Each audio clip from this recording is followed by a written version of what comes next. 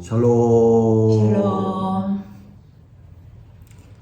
오늘은 2023년 6월 18일 주일 아침입니다. 우리는 여기 캄보디아 프놈펜에서 하나님께 예배를 드리고 있습니다. 오늘 우리가 상고할 본문 말씀의 내용은 베드로와 고넬료가 만나는 역사적인 장면을 우리에게 소개해주고 있는 내용입니다. 하나님은 고넬료의 구제를 기억하시고 기도를 들으셨다고 말씀하셨죠. 하나님께서 고넬료에게 욥바로 사람을 보내어 베드로를 초청하여 그의 말을 들으라는 명을 주셨습니다.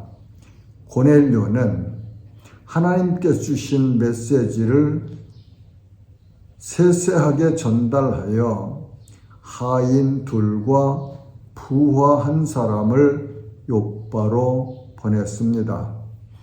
고넬료가 보낸 메신저들이 오기 전에 하나님은 베드로에게 환상을 통하여 이방인 구원을 묵시적으로 가르쳐 주셨습니다. 베드로가 아마도 상당히 당황하지 않았을까 생각이 됩니다. 그러나 베드로는 이 일이 성령께서 하나님의 계획 가운데서 진행되고 있다는 말씀을 듣고 의아한 가운데 있을 때였습니다. 그때에 고넬료가 보낸 사람들이 베드로가 머물고 있는 시몬 무드장이 집에 문 밖에 도착하여 문을 두드리매 베드로라는 사람을 찾는 것을 보고 베드로가 그들을 불러들여 같이 그 집에 유숙하게 하였습니다. 아마도 베드로는 함께 유숙하며 고넬료가 보낸 사람들에게서 고넬료에 대한 이야기를 들었을 것이죠. 이튿날 베드로가 그들과 함께 가이사라로 갑니다. 베드로는 고넬료의 집으로 인도함을 받아서 갔습니다. 베드로를 청하여 그의 말을 들으려고 하는 고넬료가 자신의 친척과 친한 친구들까지 초청하여 준비하고서 그때 마침 베드로가 고넬료의 집에 도착하여 들어올 때에 고넬료가 베드로를 맞아 발 앞에 엎드려 절을 하며 맞이하였다고 성경은 가르쳐 주십니다. 이 현장에 도착한 베드로가 고넬료를 일으키며 일어나시오, 나도 사람입니다 라고 말합니다. 그리고 베드로는 자신의 유대인됨과 유대인이 이방인을 대하는 규율을 설명하면서 무슨 일로 나를 불렀느냐고 질문을 합니다. 고넬료가 4일 전에 제9시 기도 시간에 있었던 상황을 설명하지요. 갑자기 한 사람이 빛난 옷을 입고 내 앞에 서서 말하되, 고넬료야, 하나님이 내 기도를 들으시고 내 구제를 기억하셨으니 사람을 욥바에 보내어 베드로라 하는 시몬을 청하라. 그가 바닷가 무드장의 시몬의 집에 유숙하느니라 하시기로 내가 곧 당신에게 사람을 보내었는데 오셨으니 잘하였나이다. 이제 우리는 당신에게 명하신 모든 것을 듣고자 하여 다 하나님 앞에 있나이다라고 말합니다. 고넬료의 말 중에 베드로를 통해서 주는 말씀을 들으려고 우리는 지금 하나님 앞에 있나이다 하는 이 내용이 엄청난 참 은혜가 있는 말씀이죠. 네, 예배자가 하나님 앞에 있는 것입니다. 아멘. 네. 예배를 인도하는 인도자가 있지만 하나님께서 성령의 감동으로 기록하여 주신 하나님의 말씀을 들을 때에는 우리가 내가 하나님 앞에 서 있다 하는 의식을 분명히 알고 인정하고 그런 자세로 예배를 드리면 참 좋겠습니다. 아멘. 이렇게 하여 베드로 사도와 로마 군인 백부장인 고넬료의 만남은 시작이 되었습니다. 우리는 살아가면서 많은 만남을 경험하며 삽니다. 어떤 만남은 필연적인 것이 있고 어떤 만남은 선택적인 만남도 있을 것입니다. 이러한 만남 속에서 육신적인 만남이 있으며 또한 영적인 만남도 있음을 알 수 있습니다. 먼저 육신적인 만남은 태어나면서부터 우리는 가족 관계가 형성되지요. 이건 선택할 수 있는 만남이 아니죠. 부모님과 형제들, 그리고 할아버지와 할머니, 사촌들, 그 외에 여러 친척 관계를 통한 사람들을 만나게 됩니다. 자라가면서 이후 친구들을 만나게 되고 학교를 다니게 되면 선생님과 학급 반 친구들을 만나고 장성하여 결혼을 하면은 남편과 아내 또 양가의 부모님들과 가족들을 만나게 되지요. 그런데 이 만남 중에는 좋은 만남도 있고 어떤 경우는 악연이라고 하는 만나지 않았으면 더 좋았을 만남도 있습니다. 그리고 영적인 만남이 있지요.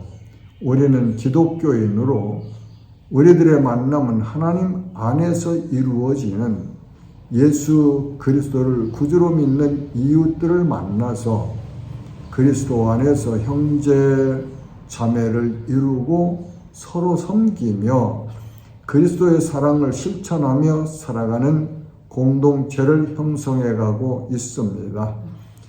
이러한 만남을 통해서 예수 그리스도를 듣고 알고 믿게 되는 것은 이 세상에서 이루어지는 만남 가운데서 가장 고상한 만남이며 가장 복된 만남이라고 저는 정의하고 싶습니다. 오늘 우리가 상고하는 베드로 사도와 백부장 고넬료의 만남은 특별한 만남이지만 이 만남은 영적인 만남으로 우리 주님께서 계획하시고 섭리하시는 가운데 이루어지는 만남임을 알 수가 있습니다.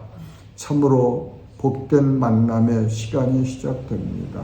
우리는 이 두 사람의 만남을 통하여 이루어지는 하나님의 구원 역사를 살펴보면서 주님께서 우리들에게 주시는 은혜를 나누고자 합니다.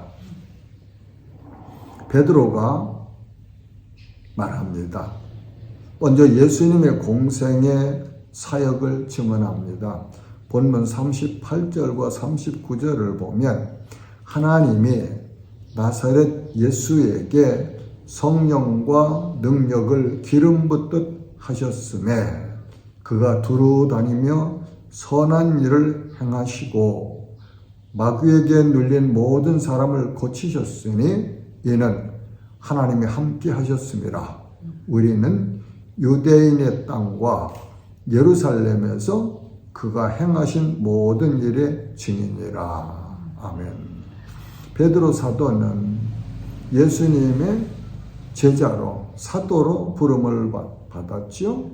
그리고 예수님의 그 공생의 기간 동안 늘 곁에서 함께 있었기 때문에 예수님께서 행하신 그 이적들, 사복음서에 기록되어 있는 그 수많은 이적들을 베드로는 곁에서 본 사람이죠. 증인이죠. 그 말을 그러니까 요 38절과 39절 말씀은 예수님의 공생의 기간 동안 이루어진 일을 증언하고 있죠.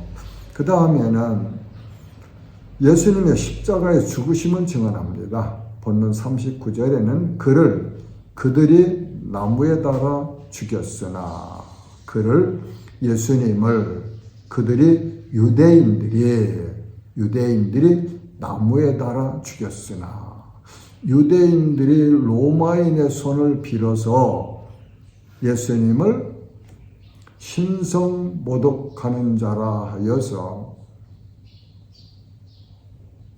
십자가에 못 박아 처형한 그 내용을 말하지요. 그 다음에 40절은 예수님의 부활하심을 증언합니다.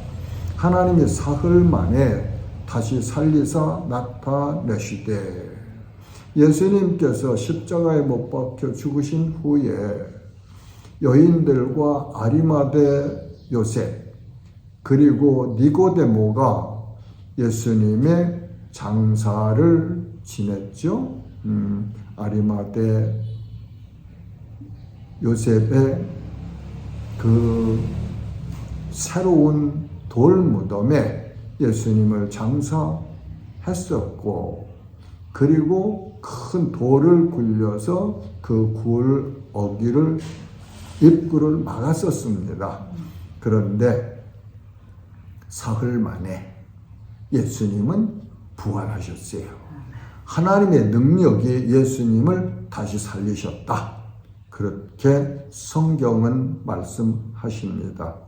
그 다음에는 41절은 자신의 증인됨을 소개합니다. 오직 미리 택하신 증인, 곧 죽은 자 가운데서 부활하신 후 그를 모시고 음식을 먹은 우리에게 하신 것이라. 부활하신 예수님과 함께 있었던 사도들, 그 사도들에게 증인의 사명을 주셨다. 그래서 자신이 예수님의 죽으심과 부활의 증인이다. 그리고 베드로는 그 부활하신 예수님은 온 인류를 심판하실 심판 주님이시다. 그렇게 설명을 합니다. 42절 보면은 우리에게 명하사 백성에게 전도하되 하나님이 살아있는 자와 죽은 자의 재판정으로 정하신 자가 곧 이 사람인 것을 증언하게 하셨고, 빌립보서 2장 5절 이하에 쭉 보면 그렇죠. 네, 예수님은 산 자와 죽은 자 온 열방의 모든 사람을 심판하실 심판 주님으로 하나님께서 그 권세를 주셨다. 그래서 예수님께서도 마태복음 28장 18절이죠. 하늘과 땅의 모든 권세를 내게 주셨으니 라고 말씀하셨죠.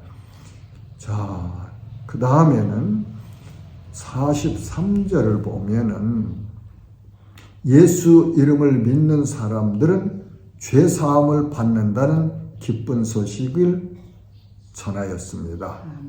43절은 그에 대하여 모든 선지자도 증언하되 그를 믿는 사람들이 다 그의 이름을 힘입어 죄사함을 받는다 하였느니라. 그에 대하여, 예수 그리스도에 대하여 모든 선지자도 증언했는데 예수를 믿는 사람들이 다 누구든지 민족이나 유대인이나 이방인이 남자나 여자나 불문하고 그의 이름을, 예수의 이름을 힘입어 죄사함을 받는다 하였느니라. 예, 우리가 예수를 주님으로 믿으면 받는 선물 중에 가장 고상한 선물이라고 할까요? 큰 선물이라고 할까요? 죄를 용서받는 그런 선물을 받습니다. 아멘. 사람이 조상으로부터 물려받은 유전적으로 가지고 태어나는 원죄와 하나님의 윤례와 법도를 어기며 살아서 지은 모든 죄를 사람이 스스로 해결할 수 있는 방법은 없습니다. 단연코 없습니다. 오직 하나님의 은혜로 죄를 용서받아야만 합니다. 하나님은 우리를 사랑하사 우리가 해결할 수 없는 죄를 용서받을 수 있는 길을 허락해 주셨습니다. 유일한 그 길은 오직 예수 그리스도를 구주로 믿는 법입니다.